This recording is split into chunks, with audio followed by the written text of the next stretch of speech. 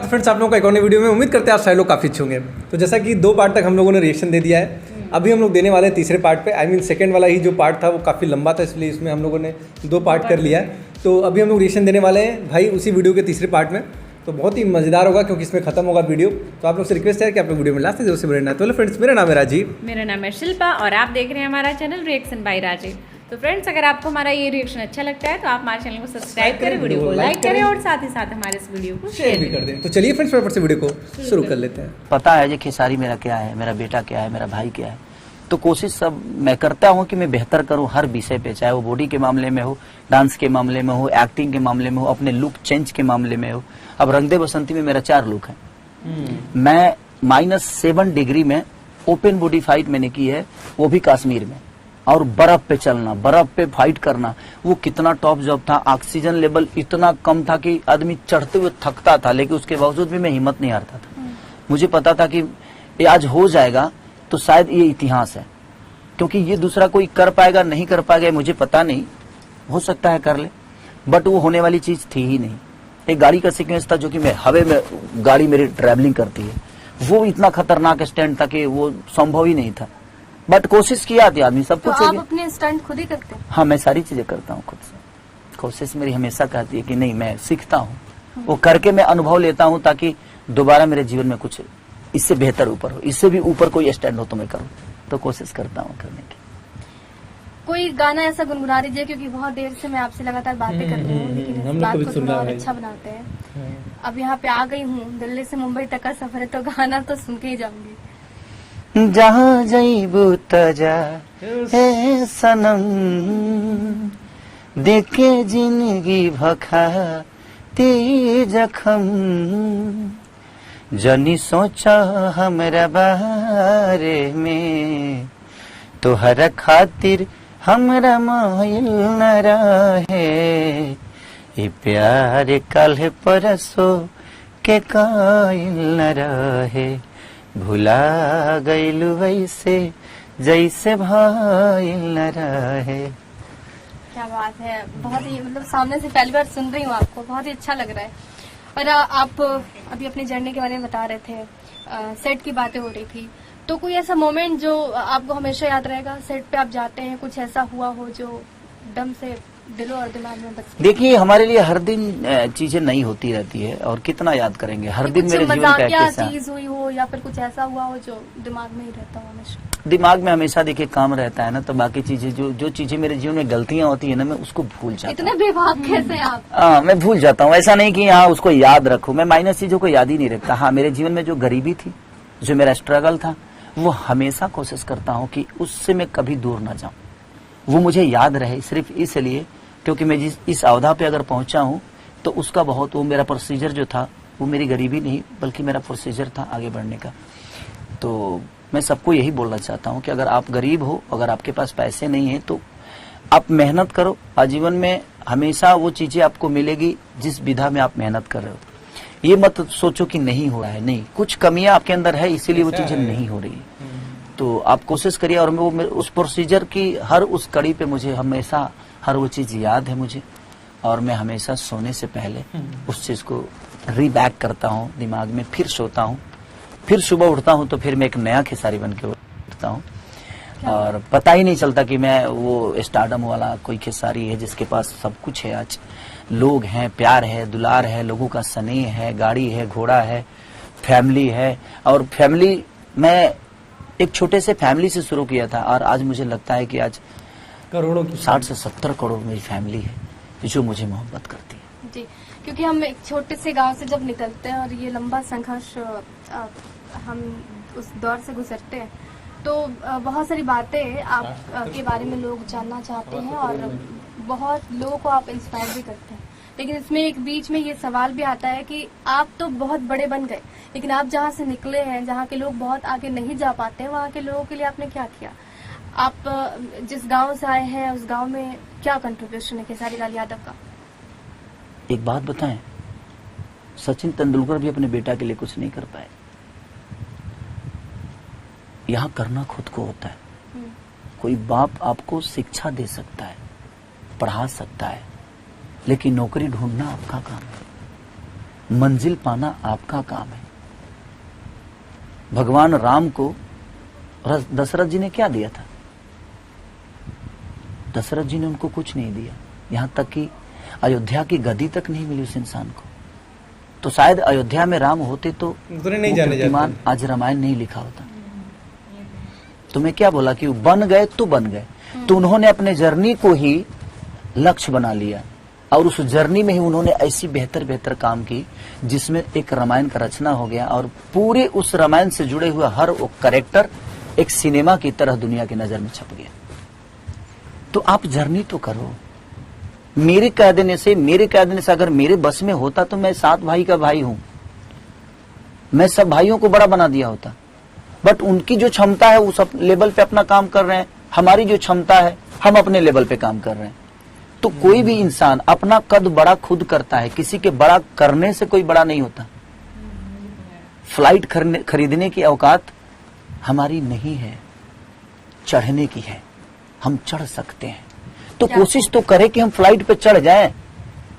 औकात खरीदने की तो नहीं, बट चढ़ने की औकात तो है ना, तो हम चढ़ तो सकते हैं ना। और आज नहीं तो आज चढ़े हैं, हो सकता है अगर हम मेहनत करेंगे उस लेवल पे तो फ्लाइट खरीद भी सकते हैं। तो अपना एयरपोर्ट तो सेट करो जहां लैंडिंग करना है आपको। तो एयरपोर्ट पहले हम सेट ही कर रहे हैं। आज हम खुद ही अभी स्ट्रगलर हैं, हर दिन मेरे जीवन में एक स्ट्रगल है। ऐसा थोड़ी है जो हम एकदम संपूर्ण हो गए हैं, अब हमें किसी चीज की जरूरत नहीं, हर दिन मुझे भी काम की जरूरत होती है। मैं भी चाहता हूं कि मेरे जीवन में कुछ काम आए। ऐसा नहीं है कि मेरे पास काम बहुत है, मेरे पास काम ही नहीं है। मैं हर दिन काम के तलाश में निकलता हूं अपने परिवार को छोड़ के। सही बात है, हर किसी का स्ट्रगल है यार अपने लेवल पे। आपके सारे जितने भाई हैं, रवि किशन जी हो गया, मनोज तिवारी जी हो गए, निरहुआ जी हो गए, पॉलिटिक्स में उनकी एंट्री हुई और अच्छा काम कर रहे हैं। आपको नहीं लगता कि आपको भी पॉलिटिक्स में आना चाहिए? मेरी उम्र ही क्या है, 30-32 बहुत साल छोटी नहीं। है। हाँ, तो अमिताभ बच्चन अभी काम कर रहे हैं। हाँ वही बोल रहा हूँ ना, तो मुझे बच्चन साहब की तरह चलाना है अपने जीवन को। देखिए मैं तो मतलब फ्यूचर में ये चांसेस है कि आप क्या होगा, देखिए मैं क्या बोला कि मैं कल का भी नहीं सोचा, मैं आज में जीता हूँ। जैसा आज मेरे पास जो है जाएंगे वैसे कारवां आज ही मेरे पास है। ये कल होगा कि नहीं मुझे खुद ही पता नहीं। इंटरेस्ट है अगर ऑफर आता है? इंटरेस्ट बिल्कुल, राजनीति से तो मुझे इंटरेस्ट बिल्कुल नहीं है, क्योंकि मैं अपने घर की पंचायती नहीं कर पाता। मेहरारू रूस जाती है तो 6-7 दिन मनाने में लगता है। तो बताइए जब घर की पंचायती नहीं हो पाता है तो देश की पंचायती हम कहाँ से कर पाएंगे। हम लोग आर्टिस्ट लोग हैं, कलाकार आदमी हैं, हमारे दिमाग में संगीत रहता है, हमारे दिमाग में संगीत की बातें रहती है, हमारे दिमाग में डांस होता है, गाने होते हैं, कला होता है। तो कला से जुड़े हुए हर वो आदमी जो होता है ना, वो पॉलिटिकल हो ही नहीं सकता। और वो पॉलिटिकल अगर कर रहा है तो समझ लीजिए वो कलाकार अपने कला को कहीं ना कहीं मार के कर रहा है। तो मेरे जितने भी भाई हैं, मेरे हमेशा शुभकामना उनके लिए रहा है और मैं कोशिश भी करता हूं कि उनके लिए जहां जरूरत मेरी पड़े मैं उनके लिए खड़ा रहूं और उनका सेवा करूं। वो दुनिया का सेवा करेंगे। ईयरपीस पहनते हैं आप, कानों में इयरिंग जो पहनते हैं ना, बचपन से पहन रहे हैं या फिर शौक है? नहीं, बाद में जब आया तो सब देखा, तो बम्बे में आया तो देखा सब छदवाया हुआ है, तो हम भी अपना बोले कि मारे गन से हम भी लगवा लिए अपना कि भाई शौक है। तो उस समय देखिए होता क्या है ना कि देखा देखी पुण्य, देखा देखी पाप होता है। तो हम देखे तो लगा कि कान में अच्छा लगता है भाई, तो हम भी अपना करवा लिए कि ना हम भी करवा लेते हैं, शायद मेरे में भी अच्छा लगेगा, और वो चीजें हो गई।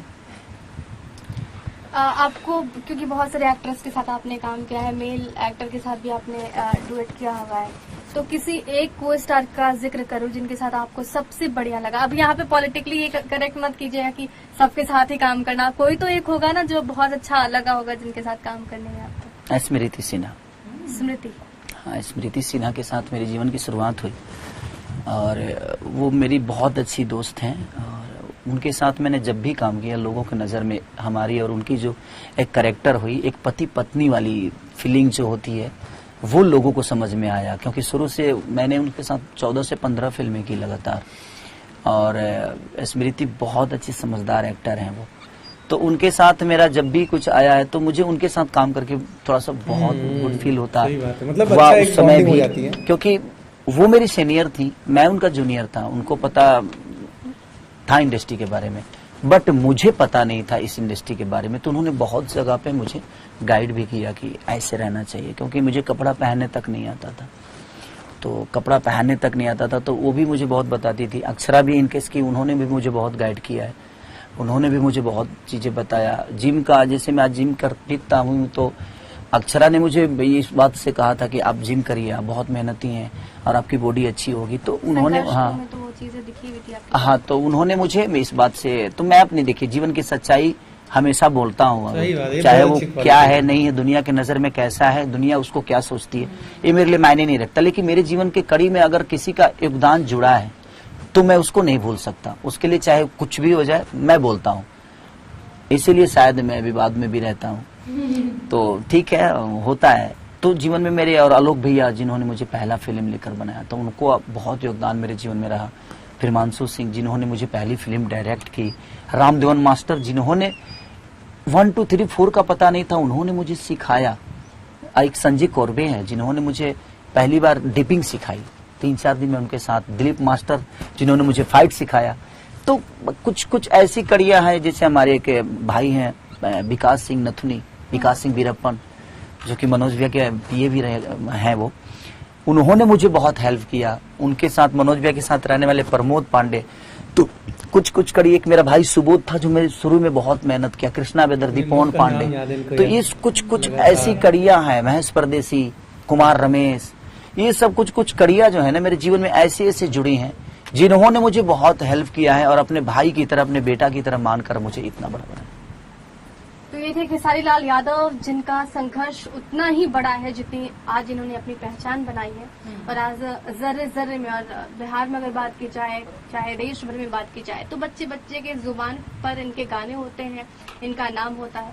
बहुत ही अच्छा लगा आपसे बातचीत करके Khesari ji. Thank you so much. और बिहार तक के जितने भी श्रोता हैं, मैं सबसे यही कहना चाहता हूँ, चाहे वो कोई भी न्यूज हो या कोई भी गाना हो, आपको लगता है कि समाज के लिए ठीक नहीं है, तो आप उसको सब्सक्राइब ही मत करो, सुनो ही मत। द्वेष पैदा होता है और हर आदमी के अंदर आक्रोश पैदा होता है। उस चीज को हमें हटाना है और हमें मिलकर बेहतर करना है। हाँ, बचपना हमसे भी होती है, हम आपके भाई हैं, आप हमें बोलिए, डांटिए, बट सोशल साइड पे अगर उसको डांटिएगा ना, तो कहीं ना कहीं आप मुझे नहीं, पूरे भोजपुरी समाज को डांटे। तो कोशिश हमें करना है कि अगर आप उसको जानते हैं, उसको मानते हैं, तो कभी मिले तो उससे बैठकर चर्चा करने का और उसकी गिला शिकवा दूर करने का। तो बने रहिए बिहार तक के साथ। बिहार की तमाम खबरें यहाँ पर आपको मिलती रहेंगी। नमस्ते। क्या बात है, तो ये खेसारी लाल यादव जी का बड़ा अच्छा लगा, नमस्ते। तो वीडियो बहुत ही ज़बरदस्त थी यार, मज़ा आया देख के। और खेसारी लाल यादव जी जिस तरीके से बात किए और जिस तरीके से क्या नाम है इनका, जो एंकर थी, जो कि उनका इंटरव्यू ले रही थी, वो भी काफ़ी अच्छे सवाल की, सही तरीके से की, सुन भी रही थी, काफ़ी क्वेश्चन करने के बाद अच्छे से जवाब ले रही थी, सुन रही थी। तो बहुत अच्छा इंटरव्यू था ये, बहुत ही बढ़िया इंटरव्यू, जिस पर भी हम लोग रिएक्शन दिए हैं भाई। One of the best interview. अब आप लोग के ऊपर है कि देखते हैं कि आप लोग कितना प्यार दिखाते हो, कितना देखते हो, क्या क्या चीज़ें होती हैं। खैर, बहुत सारे लोग तो ये भी कहते हैं यार कि इंटरव्यू पे क्या रिएक्शन देने में मज़ा आता है। भाई इंटरव्यू यार, जब आप किसी को चाहते हो तो उसकी हर चीज़ें देखने में मज़ा आता है। तो कहीं ना कहीं हम लोग को इंटरव्यू देखने में बहुत मज़ा आ रहा था, इसी वजह से हम लोगों ने इस पर रिएक्शन दिया और बहुत अच्छा लगा, बहुत मज़ा आया, बहुत सारी चीज़ें सुनने को मिली। ये चीज़ बहुत अच्छा लगा। सही बात, एक खेसारी को बनाने के पीछे कितने सारे लोगों का योगदान है।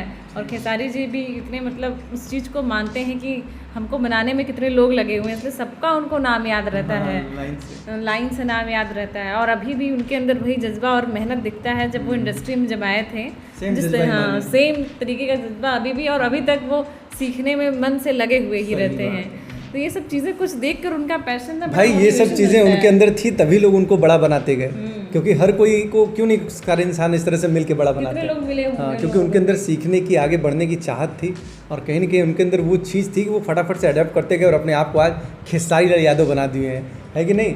तो बहुत ही ज़बरदस्त इंटरव्यू था भाई लोग। क्या कहना आप लोग का, आज खत्म होता है ये इंटरव्यू, बताना हम लोग को वीडियो के बारे में। और हम लोग मिलेंगे इस तरीके से फिर से किसी नए वीडियो में, तब तक के लिए जय हिंद, जय भारत, वंदे मातरम।